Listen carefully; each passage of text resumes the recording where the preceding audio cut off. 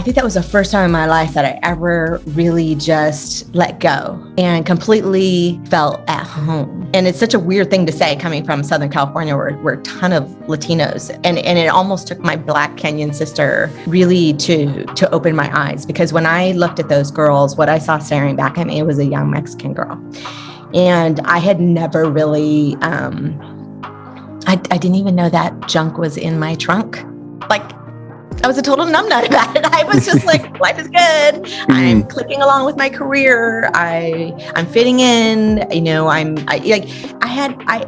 until I started to hear their stories, Camille. And when you really listen to others' stories, the power of witnessing someone's story is so moving. If you give yourself the chance to be real enough and invite people into the fact that your life isn't perfect. And this is almost the extreme opposite, right? But their lives and their stories of, being sexually abused or being subject to something, to mutilation, to being cut, being subject to being the youngest of 7 kids and their parents passed away, just on and on and on of these really, really challenging stories. And for me, the mic sort of got passed to me to share my story, right? Because they're opening up. And I sort of had a choice at that point in time. I kind of wanted to run out of the room, because was I going to put on the mask that I'd been wearing my entire life of like, oh, so I'm an educator and a principal and I went to this school and got this degree, or was I just going to exhale and let people really know, like, oh my God, I can so relate. Like it was really hard growing up. Like all this stuff was just coming up for me. And it was a chance for me to really share that I was ashamed of being Mexican. And it kickstarted this journey for me, not only of connecting so deeply with another human, with humans, where you really feel like there's no way you could walk away from this situation and not make a difference. So I came back home and I started a 501c3, and it sort of started the second part of that journey, because the second part of that journey was like, oh my gosh, I love these girls.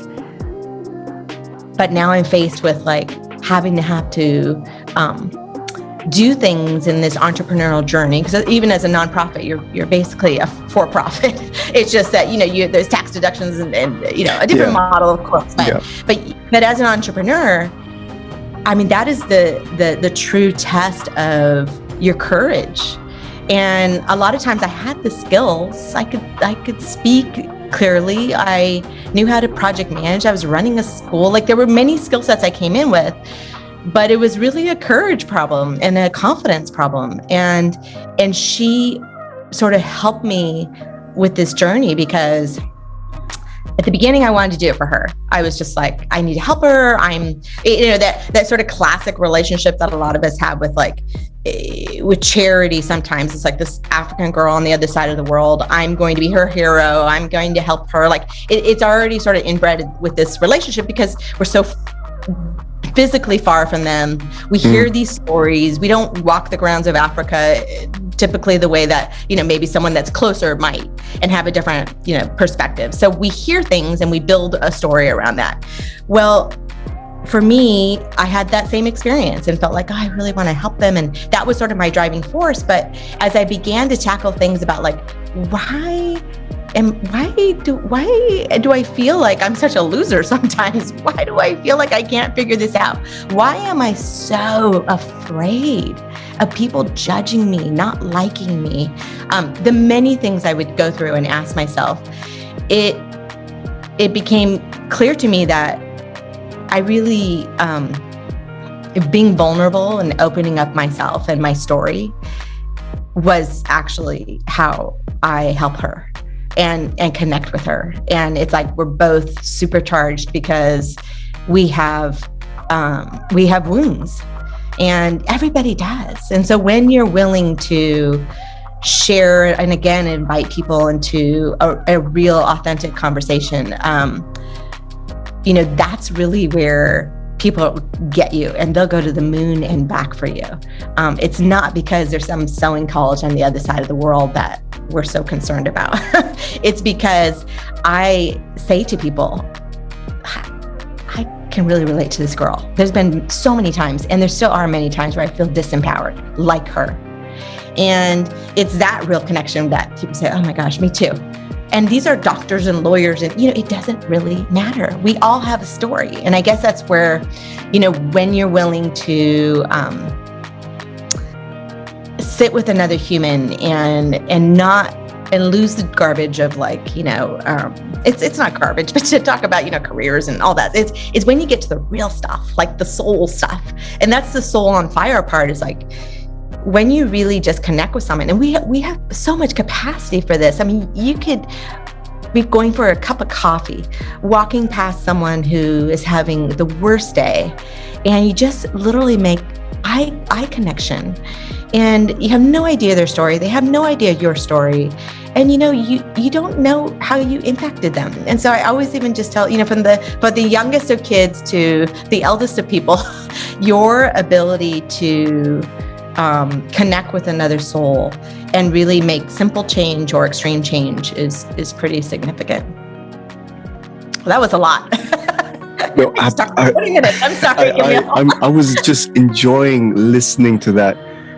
There's a lot in there, and I just going back to the last thing that you mentioned about the capacity that all of us have in making an impact, and it doesn't have to be the big stuff. It's the normal, what we call sometimes mundane things that we just disregard. Like you're saying, on a daily basis, the simple things.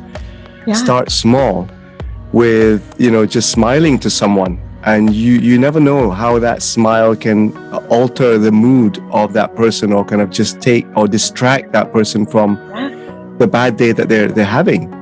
I mean, we all have an Elimu girl staring back at us in some form or another. It's really, one of the threads of what I wanted to share in my story and in the chapter was the power of one person. And, it's really within each of us, and the tribe will follow. So it's putting yourself out there, and it's not easy. I totally get that, because I still struggle with judgment and trying to recover from being perfect. I mean, perfect is so passé and gross, and so it's like I completely adopted this new mentality of being real is so refreshing, and people in general, I think giving back is such a vital piece of our human existence. I know a lot of people sometimes mistake, especially females, as we talk about boundaries and empowerment and the ability to say no to things. And I completely honor that. I think you have to fill your cup first. And what I mean by that is, whatever self-care practices you have, breath work, meditation, prayer, cooking, it could be woodwork. I mean, whatever gives you joy and fills your cup, so you have energy, soul energy, like energy to give back. And it's taken me a long time to sort of, and I'm a human, so I struggle with this as well, but giving back without expecting anything in return is the biggest source of energy that you can ever find. And people mistake, I already give to this one charity, or I really, prefer, like, I'm just so tapped out, I can't. But sometimes the thing that we're struggling with inside, when you give it, you get it back in spades. And, I would never ask for someone to go beyond the boundary that they have set for themselves. I think, I honor that, but not to mistake that when you give, oh my gosh, it's like, you just ran a marathon, you get that high because you actually impacted another person. And it's a moment in time that, we don't ever get back, and you were impactful, and you can do that so much.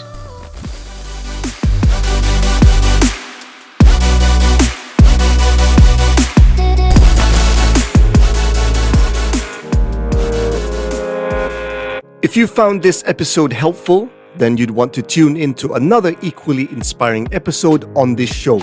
I've added the link in the description of today's episode. Go ahead and check it out and let me know what you think.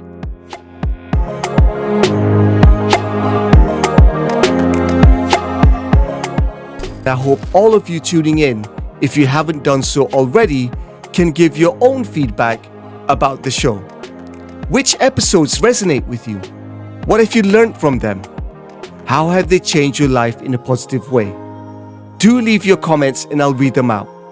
You can leave your feedback at www.camilshah.com/podcast. The site again, www.camilshah.com/podcast. A quick reminder again to subscribe to the Academy Podcast with me, Kamil Shah, on whatever platform you get the podcast on. Don't forget to follow me and my guests on social media and tag us with your favorite episodes. Until the next episode, stay safe, stay healthy, and peace and love from me always.